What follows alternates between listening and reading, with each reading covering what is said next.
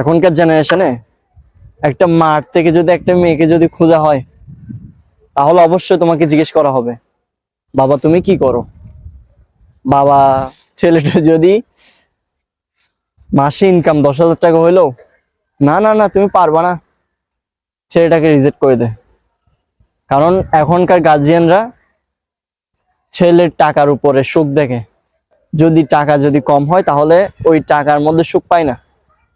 মানে যত বেশি ইনকাম করবে, 20,000 30,000 টাকা যত ইনকাম করবে, ওইখানে সুখ খুঁজে।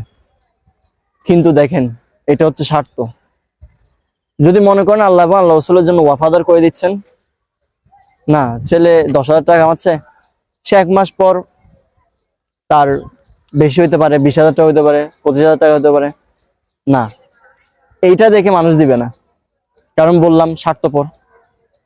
কিন্তু একটা কথা মনে রাখবেন, হাদিসে মুবারাকের মধ্যে আছে, যত তাড়াতাড়ি বিয়ে করতে পারবেন তত আপনার রিজিক বৃদ্ধি পাবে, পাশাপাশি আপনার যত গুনাহ ঝরে যাবে, আপনি জানার থেকে বেঁচে যাবেন, আপনি বিভিন্ন গুনাহ থেকে বেঁচে যাবেন এই শাদীটা করার কারণে। কিন্তু এখনকার শাদীগুলো, না না না, ছেলে 10,000 টাকা ইনকাম করে, 15,000 টাকা ইনকাম করে, এই টাকা দিয়ে সে সংসার চালাবে, নাকি নিজে চলবে, নাকি ঘর ভাড়া দিবে, নাকি খাবার দাবার আয়োজন করবে, কি করতে পারবে ছেলে? না না, পারবে না। অথচ মসজিদে মুয়াজ্জিনের সংসার দেখলে আপনি বুঝবেন, মসজিদের ইমামের বেতনের দিকে তাকালে আপনি বুঝবেন, তারা মনে হয় সেই ঘুষদাতার মতো মনে হয় ঘুষ খায়। মসজিদে ইমাম গুণ মনে হয় তাদের ইনকাম 10,000 টাকা বেশি হয় না। যত মসজিদে আমি দেখতেছি, আমার পিছনে দেখেন, এটা হচ্ছে মসজিদ। এই মসজিদে ইমামের বেতন হচ্ছে প্রায় 10,000 টাকা।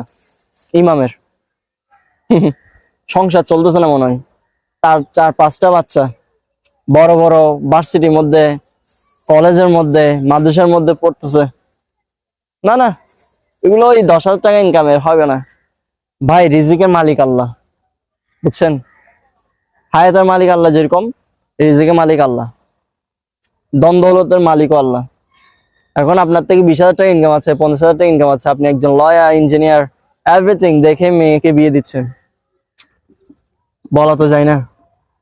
তার চাকরিটা কালকেও চলে যেতে পারে, হুট করে সে মারাও যেতে পারে, তখন আপনার সে বড় লোক মানে জামাই বাবাজি কোথায় যাবে?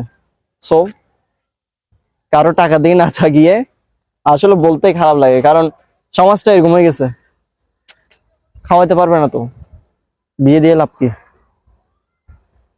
এটা হচ্ছে আমাদের সমাজের মানুষ।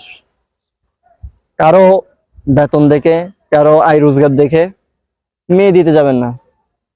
মেয়ে দিতে গেলে অবশ্যই সেই ছেলেটা আদর্শবান কিনা, নীতিবান কিনা, আল্লাহওয়ালা কিনা, রসুলওয়ালা কিনা, ইসলামওয়ালা কিনা, সুন্নিওয়ালা কিনা, তারপর কি নামাজিওয়ালা কিনা, ওইরকম দেখবেন।